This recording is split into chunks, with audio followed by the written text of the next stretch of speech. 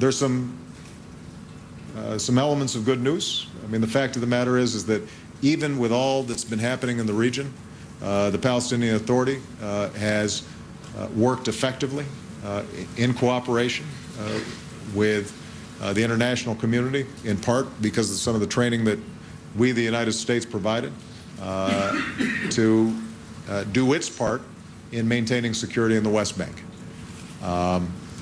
We have seen some progress when it comes to economic development and opportunity for the Palestinian people. But the truth of the matter is, trying to bring this to some sort of clear settlement, a solution that would allow Israelis to feel as if they've broken out of the current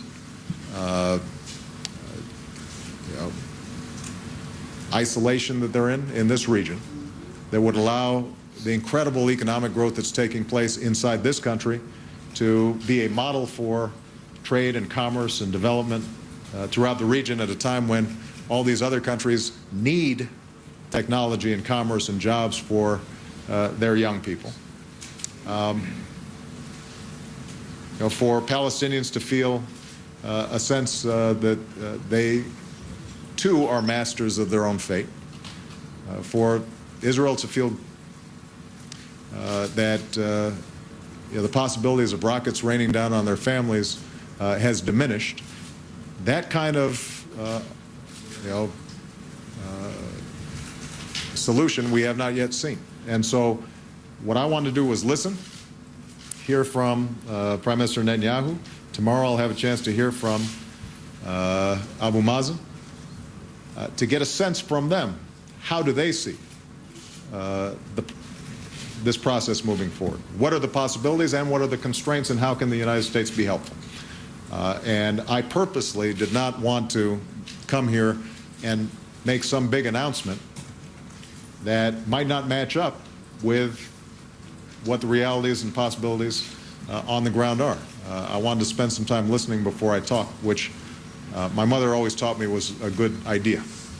And so hopefully I'll consider it a success if when I go back on Friday, I'm able to say to myself, I have a better understanding of what the constraints are, what the interests of the various parties are, and how the United States can play a constructive role in bringing about a lasting peace and two states living side by side in peace and security. Thank you. Chuck Todd from NBC. Thank you, Mr. President, Mr. Prime Minister. Mr. President, I want to follow up a little bit on the peace process. You began your term, your first term, big fanfare, the Cairo speech to talk to the Muslim world, the decision to have a Middle East envoy early. You said you weren't going to let this slip to your second term. We're in your second term with the Mideast peace process. What went wrong? Why are we further away from a two-state solution? I know you said you want to talk more about this tomorrow, but I am curious to, what do you believe went wrong? Did you push Israel too hard? What do you wish you would have done differently? And Mr. Prime Minister, I want to help out my colleague over here on the follow-up that he had, which had to do with, do you accept the President's understanding that Iran is a year away when it comes to nuclear weapons? And then another question I had for you is, why do you Chuck, believe... how many you got? Do you guys do this in the Israeli press? You say you get one question and then you add like I'm five? helping him. I'm helping him with his You see how the young lady from Channel 1, she had one question? She was very well behaved, Chuck? Well, I've got one for you. These are Talmudic questions. They have... I thought I had 4 questions. Reiterations, Passover starts in a couple days. I get 4 questions, right? Hey, look, this is not a kosher question, but don't hog it. No. I guess my question to you was going to be, why do you believe the Israeli people have not embraced President Obama the same way they embraced our last 2 U.S. presidents? Thank you. Okay. So you had to get a polling question in there right at the end, huh? Chuck, I mean, you're just incorrigible. Well, look, the opening premise of your question was that having failed to achieve peace in the Middle East in my first term, that I must have screwed up somehow. And I will tell you, I hope I'm a better president now than when I first came into office. But my commitment was not to achieve a peace deal in my first year, or in my second year or my third year. That would have been nice. What I said was I was not going to wait to start on the issue until my second term because I thought it was too important. And that's exactly what I did. I'm absolutely sure that there are a host of things that I could have done that would have been more deft and, would have created better optics. But ultimately, this is a really hard problem. It's been lingering for over 6 decades. And the parties involved have some profound interests that you can't spin, you can't smooth over, and it is a hard slog to work through all of these issues. I will add that both parties also have politics, just like we do back home. There are a whole bunch of things that I'd like to do back in the United States that I didn't get done in my first term. And I'm sure I could have been more deft there as well. But some of it's just because it's hard. And people disagree. And it takes, I think, a confluence of both good diplomatic work, but also timing, serendipity, things falling into place at the right time, the right players feeling that this is the moment to seize it. And my goal here is just to make sure that the United States is a positive force in trying to create those opportunities as frequently as possible and to be as clear as possible as to why we think that this is an important priority. Not only because of some Pollyannish views about can't we all get along and hold hands and sing Kumbaya, but because I actually believe that Israel's security will be enhanced with a resolution to this issue. I believe that Palestinians will prosper and can channel their extraordinary energies and entrepreneurship in more positive ways with a resolution to this issue. The entire region, I think, will be healthier with a resolution to this issue. So I'm going to keep on making that argument. And I will admit that, frankly, sometimes it'd be easier not to make the argument and to avoid the question, precisely because it's hard.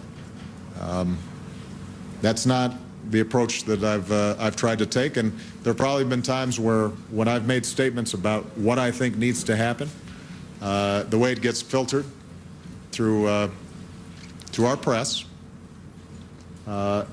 it may be interpreted in ways that get Israelis nervous, just like there are folks back home who sometimes get nervous about areas where they aren't sure exactly where I stand on things.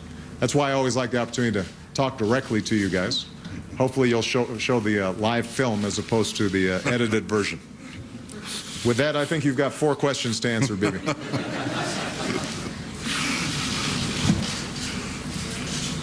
I think that there's a misunderstanding about time. If Iran decides to go for a nuclear weapon, that is to actually manufacture the weapon, then it will take them about a year. I think that's correct. They could defer that a long time, but still get through the enrichment process. That is, to make a weapon, you need 2 things. You need enriched uranium of a critical amount, and then you need a weapon.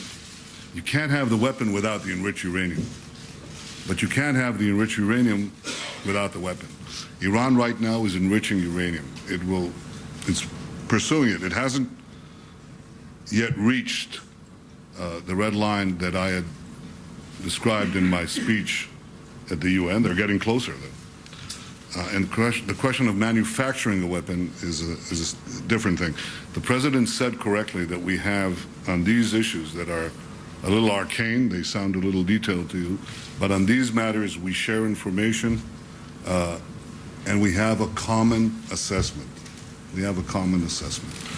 In any case, Iran gets to an immunity zone when they get through the enrichment process, in our view. And whatever time is left, there's not a lot of time. And every day that passes diminishes it. But we do have a common assessment on these schedules, on intelligence. We share that intelligence, and we don't have any argument about it. I think it's important to state that clearly. I think that people should get to know President Obama the way I've gotten to know him. And I think you've just heard something that is very meaningful. It may have escaped you, but it hasn't escaped me. And that is the president announced that in addition to all the aid that his administration has provided, including Iron Dome, including defense funding for Israel during very difficult times, he has announced that we're going to begin talks on another 10-year process, arrangement, to ensure American military assistance to Israel. I think this is very significant. And I want to express my thanks for everything that you have done, and I want to thank you also for that statement you just made. I think it's very, very important. So I think Israelis will judge this by the unfolding events and by what is happening, what is actually taking place. And for this, you know, there's a very simple answer to your question. The gentleman from NBC, right? Yeah, well, for this you see, a second term as president and a third term as prime minister. That really fixes things. All right. Thank you very much, everybody. Thank you. The Prime Minister of Israel, the President of the United States, wrapping up nearly 45 minutes of a news conference in Jerusalem on very, very important issues, critically important issues, including what's going on in Syria, what's going on in Iran, and what's going on as far as a peace process is concerned. And you just heard the President of the United States announce more military assistance to Israel beyond the commitment of 2017, and the Prime Minister of Israel saying there's a 10-year commitment beyond that. That would go to the year 2027 from the U.S. to Israel. A very strong amount of U.S. support for Israel, a close period envisaged by both of these leaders. Clearly some differences along the way, but I'm sure the President of the United States was very happy to hear the Prime Minister of Israel say that Israel is committed to a two-state solution, Israel alongside a new state of Palestine. This will be discussed when the President goes to Ramallah on the West Bank to meet the Palestinian Authority President Mahmoud Abbas. Syria, though, very much on the agenda right now, and the President was a bit vague in asserting whether or not the Syrians have actually used chemical weapons against the rebels. Listen to precisely what the President said. We intend to investigate thoroughly exactly what happened. Obviously, in Syria right now, you've got a war zone. You have information that's filtered out, but we have to make sure that we know exactly what happened. What was the nature of the incident? What can we document? What can we prove? Jessica Yellen and John King are both standing by in Jerusalem. Jessica, you spoke with an Israeli cabinet minister today who was more precise in making an assertion that the Syrian military already has used chemical weapons. What exactly did she say? Wolf, I spoke with Tzivi Lipni, the justice minister here in Israel, and she said that she was convinced that in Syria chemical weapons were used. She would not say by whom. I think we have the sound. Let's listen to it and we can talk about it in the back end.